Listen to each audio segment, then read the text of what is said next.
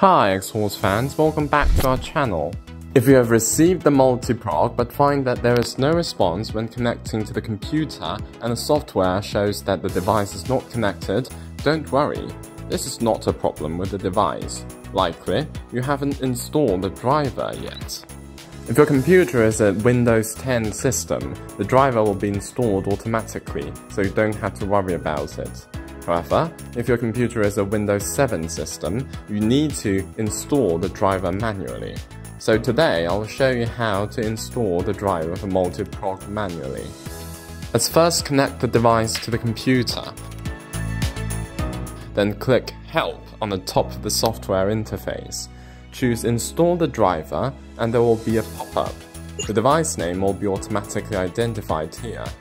If it is blank, it means that the device is not recognized and we need to replug the device or change the port until MULTI-PROG device appears here. Then click the small arrow to find the CDC driver. Start the installation. Okay, we can see that the device status becomes connected.